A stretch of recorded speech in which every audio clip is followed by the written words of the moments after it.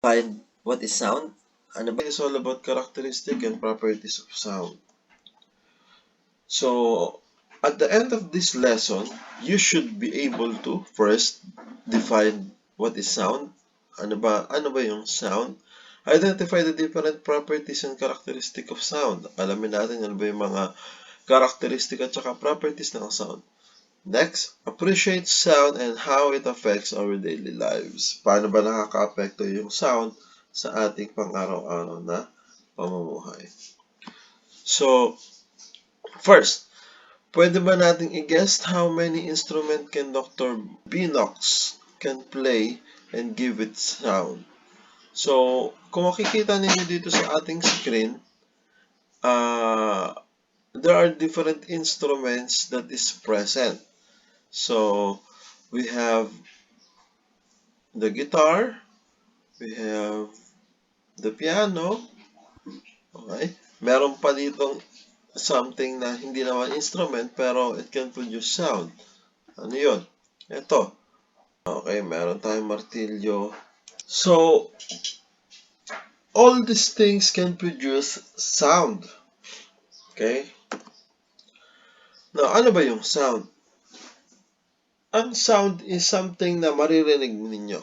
Tama. Ayan. It is something that can be heard. Pero ang sound also, scientifically, sound is a wave or vibration that travels through three types of matter: solid, liquid, gas. So, ang sound daw, according to scientific definition, ang sound is a wave. Last week, we will talk about a wave. Pinag-usapan natin yung parts ng wave, ano ba yung wave, ano ba yung mga karakteristik ng wave. Ngayon, sinasabi dito na ang sound daw ay isang uri ng wave or a vibration that travels through three types of matter. So, ang sound daw is a type of vibration na nagta-travel sa pamamagitan ng matter. Ano ba yung mga matter? Anything that is solid, liquid, or gas.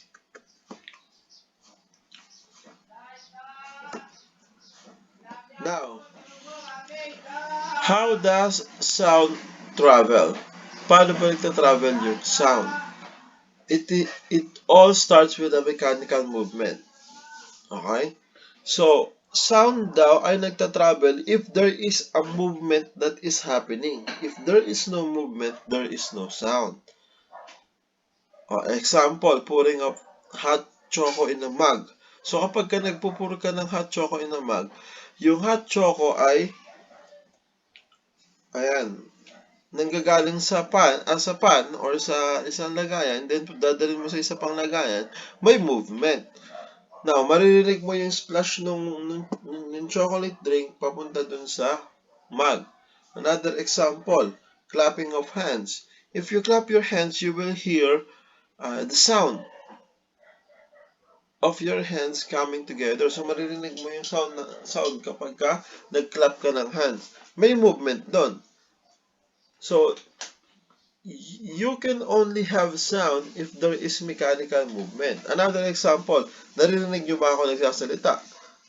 Opo, sir. Oh, yes. Opo, sir. How did you hear me speak? Kasi po, as I speak, there is a vibration in my vocal cords na kung saan yung vibration na yon nagpo-produce ng sound. Kaya po ninyo naririnig kung ano yung sinasabi ko. That is how sound travels because there is a mechanical movement that is happening. Okay? So, another example, hitting up a gong. If you hit a gong, the gong will vibrate and then that vibration will travel and then you will hear it on your ears.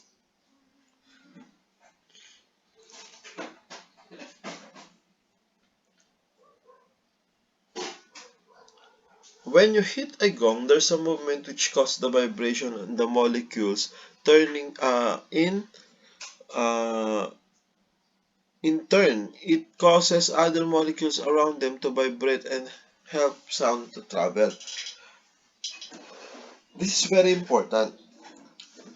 Since that sound is a wave, it should travel in a medium. Dapat meron siyang dadaanan.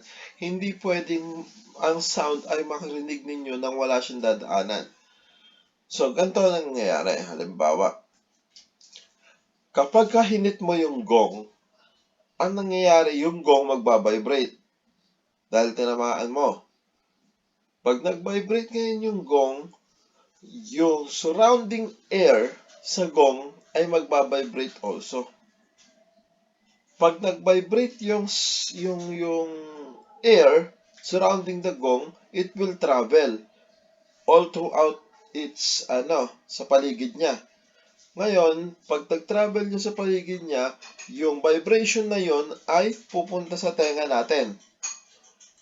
Tapos from there, yung eardrums natin magbabibrate according sa kung ano yung vibration ng gong. Kaya po narinig natin yung gong as that sound. Another example, nagsasalita ako ngayon. Nagbabibrate yung vocal cords ko. Yung vocal cords na nagbabibrate ay nadidisturb yung hangin na nakasurround sa akin. So, yung hangin na nakasurround sa akin, nagbabibrate din. Yung paggalaw ng hangin, dumadaloy papunta sa paligid ko, kaya naririnig ako ng mga nasa paligid ko. At in your case, yung hangin na nagbabibrate dahil sa vocal cords ko, tumatama sa mic. Yung mic ngayon, pinipick up siya as a signal, kino-convert siya into electrical energy, into signal, papunta sa mga headset ninyo or papunta sa mga device ninyo. Then yung mga speaker ng mga device ninyo, nagbabibrate po according sa kung paano ako nagsasalita. According sa kung paano yung vibration ng vocal cords ko. Ngayon, yung speaker ninyo or yung headset ninyo, nagbabibrate po siya, kukos siya ng disturbance or ng vibration sa air sa paligid ninyo. Tapos yung air na yon pupunta sa tenga ninyo and then magbabibrate din po according dun sa vibration ng speaker. Marireceive yun ng eardrums ninyo as a sound. Ganun po yon. Ibig sabihin po, yung sound ay nagta-travel sa air. Kapag sumigaw ka, ibig sabihin yung sound po ay nagta-travel through air. Okay? That's how sound works. In a vacuum, sound will not travel because there won't be any molecules vibrate. Halimbawa, sa outer space,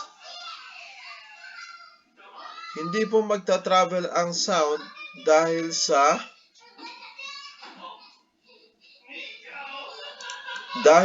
ang molecule ay wala. Walang magta-travel na sound sa outer space. Again, in a vacuum, sound will not travel because there will be molecules to vibrate. Wala pong dadaanan yung sound. That's why wala pong sound sa outer space. Kahit anong sigaw mo, walang makakarinig sa'yo. Kahit anong explosion sa outer space, wala pong sound yon. Dahil walang air na pagtatravelan ng sound, pagdadaanan ng sound. Kasi sound is a mechanical wave which is it needs medium to travel. Okay? Now here's the properties of sound. Sound has frequency. It is important measure of sound. Types of frequency, high frequency and low frequency. Pag sinabi nating frequency, ito yung gaano kadami yung sound waves passing through a place at a given time. Of course, the high frequency, higher yung number of waves na magpapass, and then low frequency has a lower wave to pass. Okay? Wavelength. This is simply the distance between the successive crest of the sound. Ito po yung wavelength. Ito po yung wavelength natin. Yung distance ng crest at saka crest. Yan po ang tinatawag nating wavelength. Yung frequency kanina, kapag ka magkakadikit yung ganito, halimbawa sa ganito kalaking space, sobrang dami ng wave na nangyari, ibig sabihin high frequency. Kapag ka konting wave lang ang nangyari sa ganito kalaking space, that is low frequency. Next, we have speed. The speed of sound which travels. So there's a speed of sound. Meron tayo tawag na speed of sound. The most common speed of sound in air is 345 meters per second, if I'm not mistaken. 345 kilometers per second.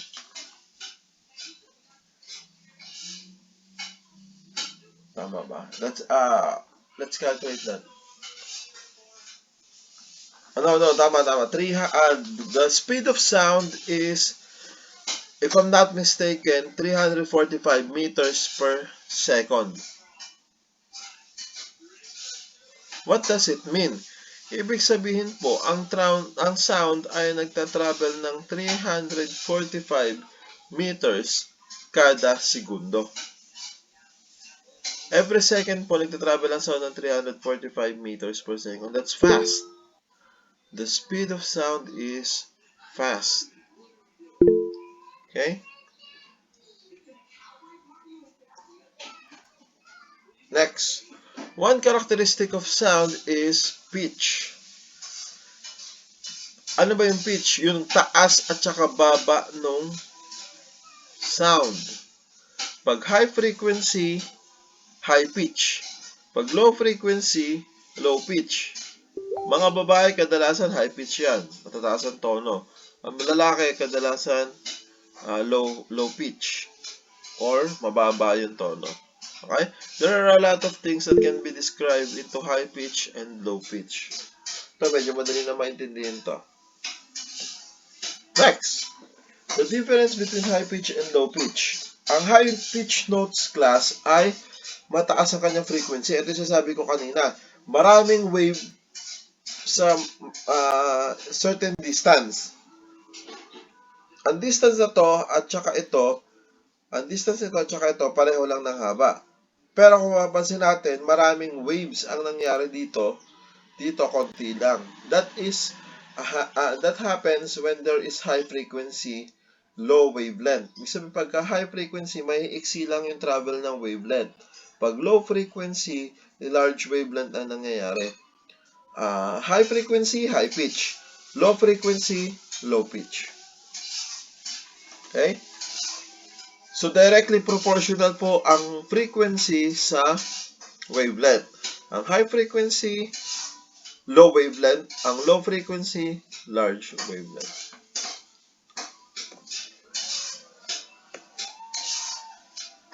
Next, loudness. Loudness depends on the sound energy. The greater the sound, the larger the loudness. Kapag malaki yung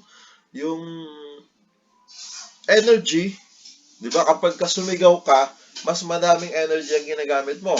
Kasi mas louder yung voice na nagagawa mo. Halimbawa, anong mas malakas? Yung mahinang hampas sa tambol o yung malakas na hampas sa tambol? Mas malakas pong hampas sa tambol, mas malakas yung sound. Therefore, mas malakas yung energy na ine-exert natin. Mas malakas na energy na ine-exert natin, mas malakas yung sound. Okay? So, the higher the energy or the louder the sound, the higher the amplitude. Ano ba yung amplitude? Yun yung distance mula sa gitna papunta sa crest. Kung mapapansin niyo dito sa image na to, kapag mahina yung sound, mababa yung amplitude. Pagka malakas yung sound, mataas yung amplitude. Okay? Pansinin natin, parehas naman sila ng wavelength, parehas naman sila ng frequency, pero magkaiba sila ng loudness kasi magkaiba sila ng amplitude. Okay. Loudness, measure of sound strength as sound pressure levels, sound intensity, or sound power. That is known as decibel. Okay? Ito yung pinaliwanag ko kanina. Loudness depends on the amplitude. The higher the amplitude, the higher the sound, the sound volume. Okay, there are two major categories na kung saan nagagamit natin ang sound waves.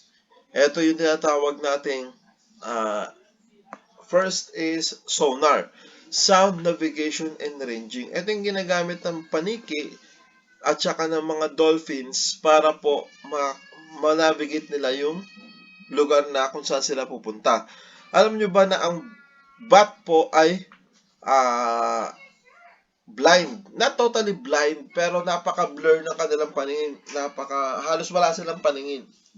Okay, napaka-blur ng kanilang paningin. Now, paano sila nakakapag-navigate? Paano sila nakakalipad at nakakakuha ng pagkain and so on and so forth? Gumagamit sila ng tinatawag nating echolocation. Paano ba yung echolocation? So, as they flap their wings, it produces sound. Now, yung napoproduce na sound ng wings nila ay kumakalat sa paligid. Kapag tumama yun sa isang object, magbabounce back yun at maririnig ng tenga nila. Alam nila kung gaano kalayo yung isang object depende sa kung gaano kalakas yung bounce back ng sound na naririnig nila. Diba? Halimbawa, kapag nagsalita ka sa wall, pag nagsalita ka sa wall, sumigaw ka sa wall sa isang closed room, makakarinig ka ng echo. Kasi yung sound po na nag-travel ay nagba-bounce back dun sa wall pabalik sa tenga mo. Kaya ka nakakarinig ng echo. Ganun ang ginagawa nila. At nadidetermine nila kung gaano kalayo yung distance nila sa isang object depende sa kung gaano kalakas yung echo na naririnig nila. Kaya po tinatawag na echo location. Ganun din po ginagamit ng mga dolphins. Okay? Magamit din sila ng tawag natin echolocation. Okay? Another example na important use of sound is the ultrasound. Paano ba ginagamit ito? Ganun din po, parang echolocation din na nangyayari. So, they will place a device on your body, then a sound wave will travel through your body, and then depende sa kung ano yung matatamaan ng sound wave sa loob ng body at ano yung magbabounce back, makaka-create siya ng image just like this. Tawag natin dyan ay sonography. Okay? So, ultrasound ang ginagamit natin. Okay? Those are some applications of sound. Now, I will going to post this on your GC or on our FB page. I will going to post this on our FB page for you to answer on our FB page as a comment po. Okay? This will be a short quiz with regards this lesson. Okay? So that is all our lesson today. Thank you for having me.